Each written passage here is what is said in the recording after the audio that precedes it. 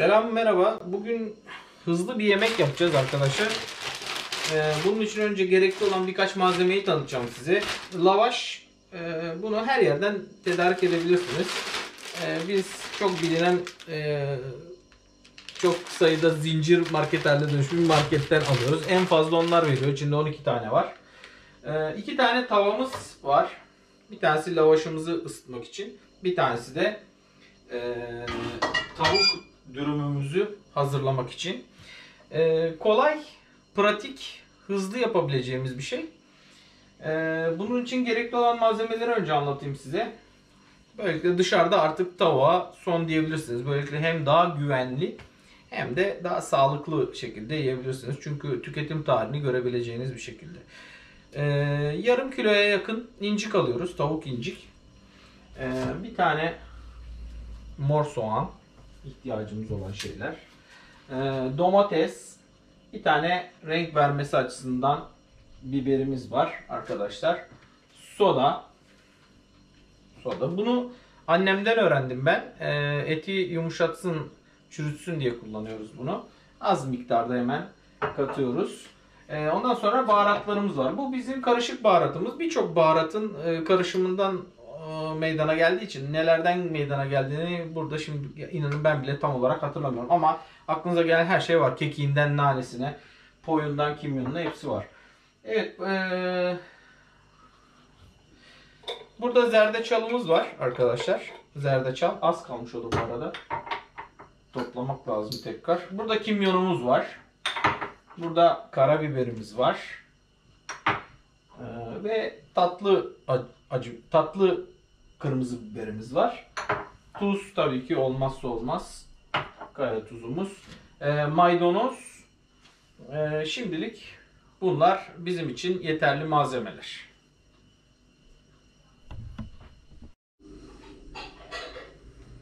Az evvel söylemeyi unuttum ben. Aslında sütümüz var. Sütümüzü de hatırlayalım yani. Tabii ki bıçağımız her zaman.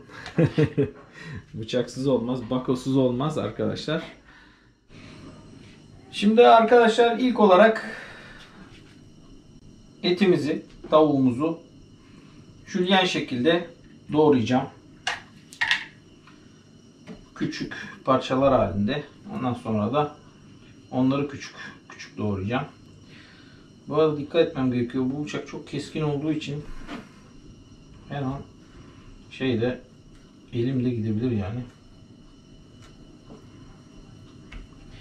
Söylemeyi unuttuğum bir tane daha şey vardı. O da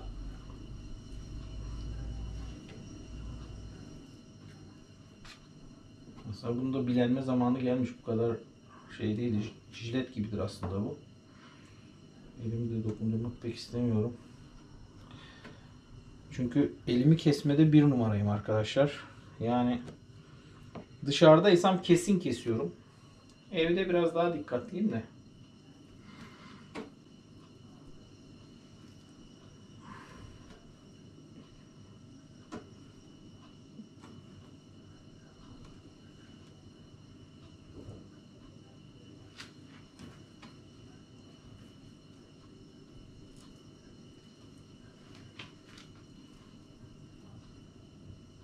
Ne?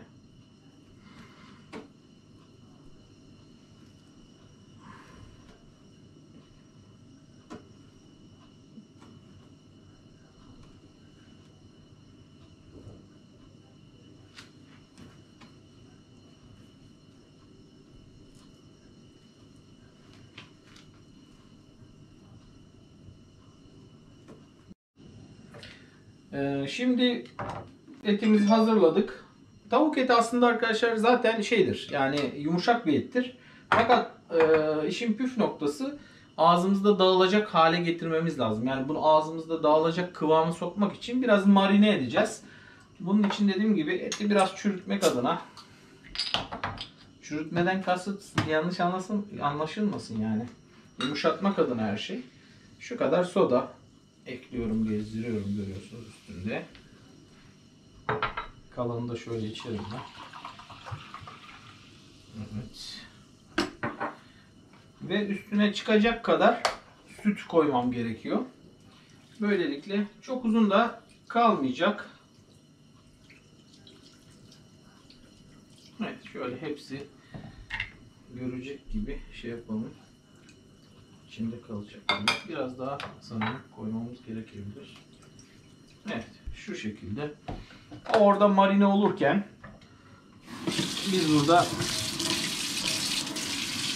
domatesimizi, biberimizi doğrayabiliriz. Yani o kadar bir süre, öyle ağım şağım saatlerce 20 dakika 10 dakika bekleyeceğimiz bir durum yok. Bir tane yeşil biber ekledim şey için. Arkadaşlar renk versin diye sadece.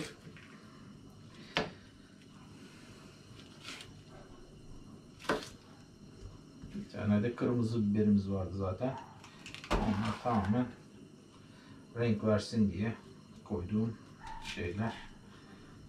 Bunların bir zararı yok ama yine de ben çıkartıyorum. Evet. Şu an hazır vaziyetteyiz. Bunda ne kadar küçük olursa parçalar o kadar iyi, çabuk ölürler şeyin içerisinde. Yine de çok da minnacık kaybolacak şeye sokmamak gerekir.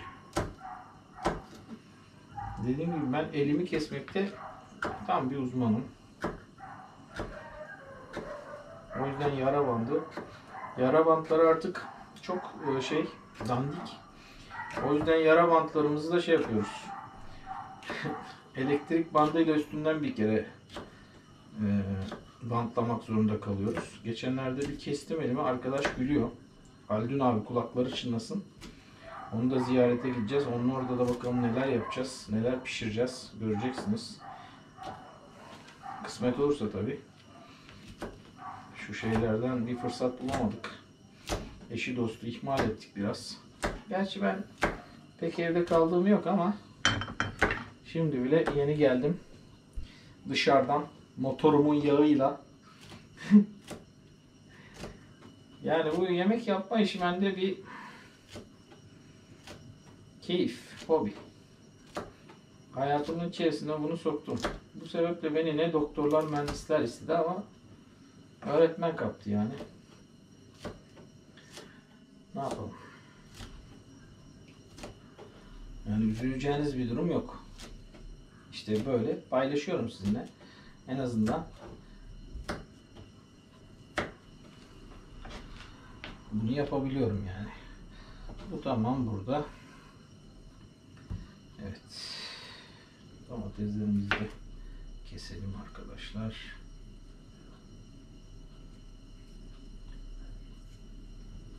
Hazır hale getirelim. Böyle elimin altında şey olmasını çok seviyorum, böyle bir çöp kovası. O zaman evi batırmıyorum. Özellikle yalnız kaldığım zamanlarda eşim gitti mi Isparta'ya falan. Bu arada eşim Ispartalı.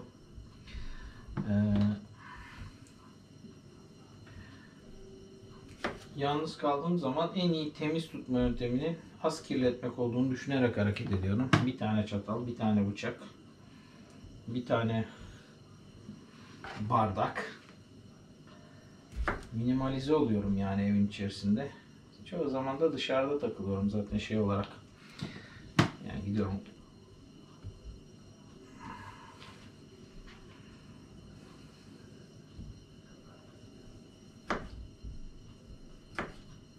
Sana domatesi işlemede çok da başarılı bir bıçak değilmiş. Yani böyle tahta kesiyorum falan, böyle cırt diye kesiyor. Fakat İşleri biraz hızlandırdım arkadaşlar. Bu arada şu saatte çıkarayım, pişirme aşamasında böyle şeyleri sevmiyorum. Dedim ya, üstümü değişme şansım bile olmadı pek.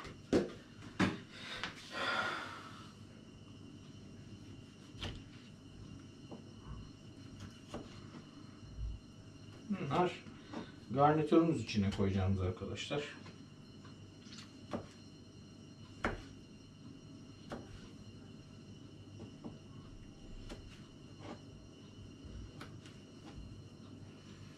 Bu da hazır vaziyette şu an.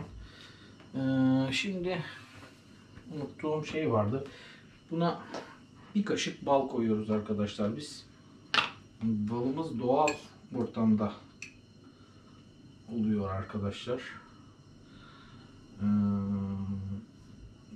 Vakıfta Abdurrahim Köyü ile vakıf arasında arı var.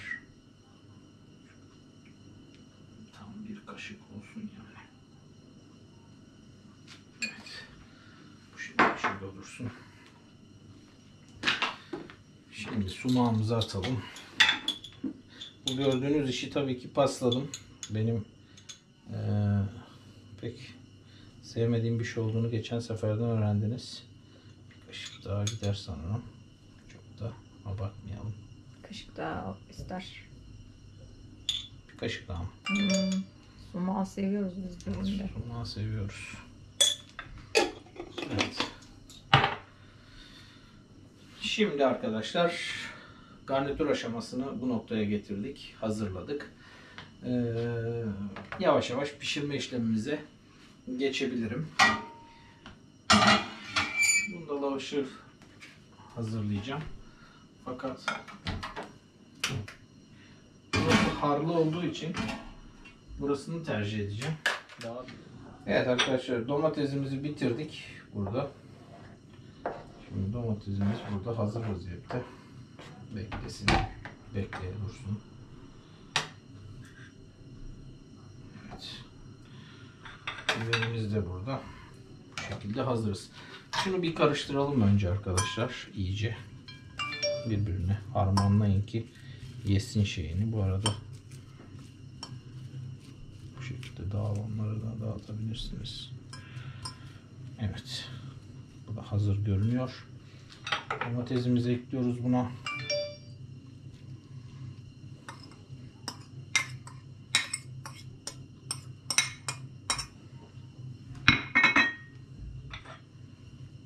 Biberimizi de ekliyoruz şöyle gezdirerek. Bu da tamam burada. Evet, bir tane daha.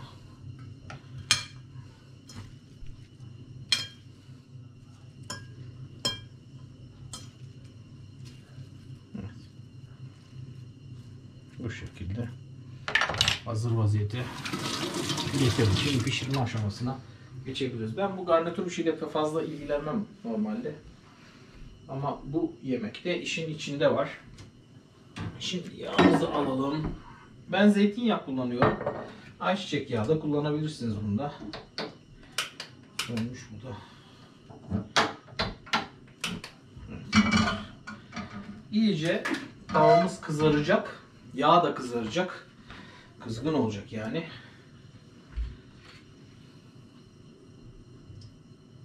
Evet. Bol yağ kullanmanıza gerek yok. Az yağıyla işi halledebilirsiniz. İyice kızardıktan sonra bu aşamada gürültü yapıyor çok.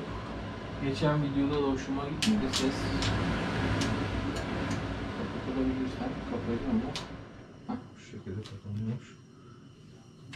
Şu şekilde bu noktaya geldik. Şimdi buna geçeceğiz. Ama bu arada ben domateslerin maydanozlarını da doğrayayım. Hazır hale getireyim. Evet arkadaşlar, önceden onları hazırlamıştım bir güzel. Şu şekilde. İşte en çok elimi kestiğim yerler buralar.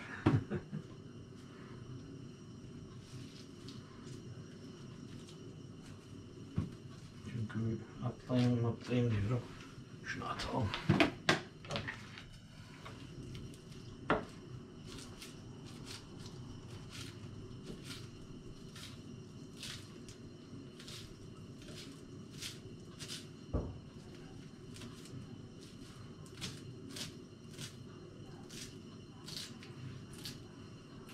Bizimkiler bu sapına da bayılıyor yani.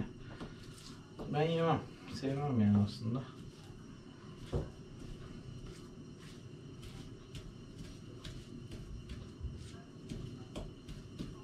Bunun için bir tane şey almıştım.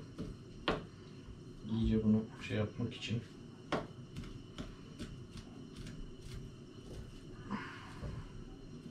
Ne deniyordu onun adına ya? Unuttum vallahi adını. Ben de hatırlayamadım. Şöyle.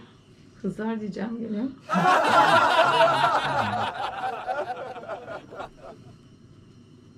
Yağımız bu arada tamam arkadaşlar. Zannediyorum çünkü bayağı bir şey yapmıştım ben onu. Evet, hazır aşamaya geldik. Görüyorsunuz bakın yağ ufaktan yanmaya bile başladı.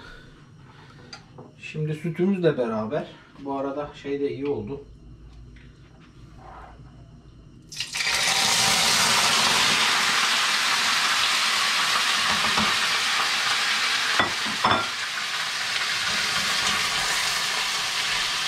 Kesme konusunda iyiyimdir kendime ama yapma konusunda yapmam yani, merak etmeyin.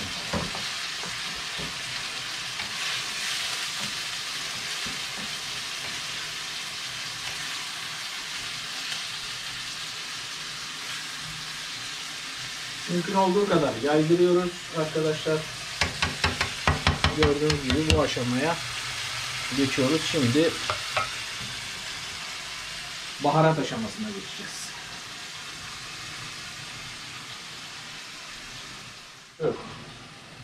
Evet, zerdeçalımızı ilk önce atıyorum.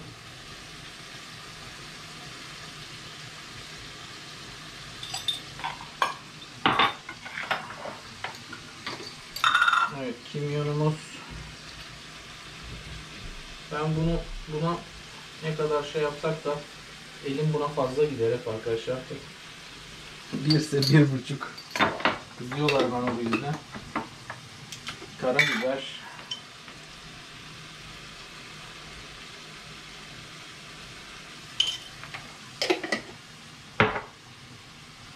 Evet, bizim özel karışım. Bundan da her şey yani olduğu için içinde sıkıntı yok yani. Her şeyi biraz daha yumuşağa takviye ediyor. Kırmızı biberimiz. Evet, işin bence en şey noktası, lezzeti veren bu. Evet, ve tuzumuz kaldı sanırım. Sadece konacak.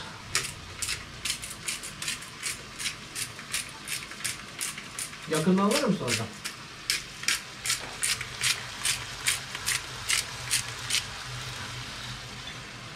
Tuzu sonra isteğe göre biraz daha ne yapabiliriz? Fazlalaştırabiliriz. Nerede? Elimden bıraktım şu şeyi.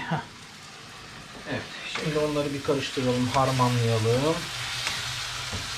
Hepsi birbirine girsin. Lezzet olarak. Rengi de görelim. Evet, rengi de değişti. Gördüğünüz gibi sarı olacak. Altın sarısı bir renk. Evet, şu an zannediyorum ki böyle atıp tutmayı çok isterdim ama bu o pek atıp tutulacak şeyden değil. Yani buna ben yarım portakal da bazen sıkıyorum.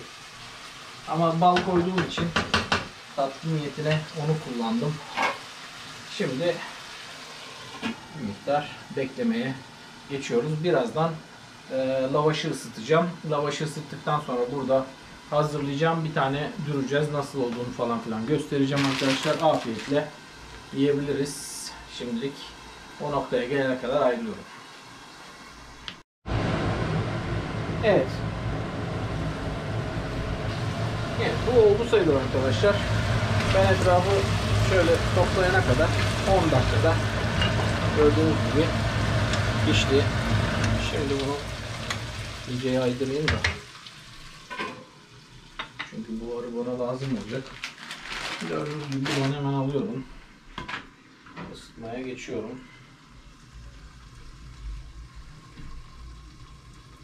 Biraz daha açabilirim sanırım altını. Bu ısıtma süresini siz kendiniz ayarlayabilirsiniz. Evet, hemen birazcık ısınsa bu arada hemen ikinciyi hazırlayabilirsiniz. Şöyle yanınızda bulundurun. Evet, gördüğünüz gibi Biraz daha şu kısmını ısıtayım. Bu arada diğerini kapatabiliriz. Yanlışı kapatmışım. Pardon. Evet.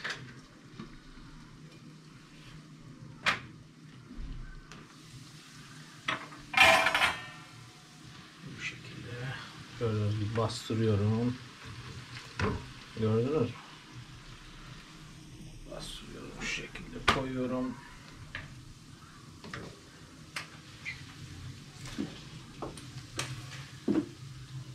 Oradan etimi alıyorum. Bu şekilde diziyorum.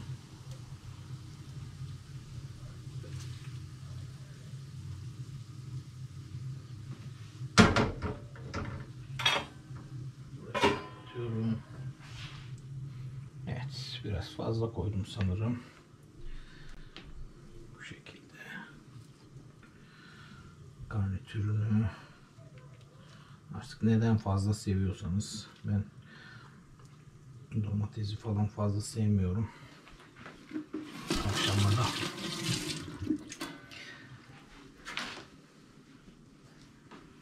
Evet, burada dikkat etmemiz gereken husus, ben biraz daha tuz ekliyorum kendi yiyeceklerime. Bizimkilere yok tuz. Evet, bu şekilde önce kıvıracaksınız. Sonra bu şekilde yapacaksınız. Dürümünüzü hazır hale getireceksiniz. İşte gördüğünüz gibi şu an hazır vaziyette. Hemen yemeğe geçebiliyoruz. Böyle güzel bir yanı var bunun. Hemen herkes kendi yemeğini gelip hazırlayıp gidebiliyor. Afiyet olsun. Teşekkür ederim. Ellerine sağlık. Evet. Şimdilik bu kadar. Mutlaka deneyin. Müthiş bir lezzet. Evet arkadaşlar. Gördüğünüz gibi ben şimdi kızımla kendim için hazırladım. Burada. Ağzımıza layık. Fazla da soğutmak istemiyorum. 4 tane, işte 5, 6, 7 tane çıkabilir bundan. Yani normal bir insan 2 tane yediğinde doyuyor. Ben 3 yiyorum. Bunda özellik etin lokum kıvamına gelmesi, yani ağzınızda dağılacak. Hiç hissetmeyeceksiniz. Peki şimdilik burada son veriyorum. Afiyet olsun. Bon appetit.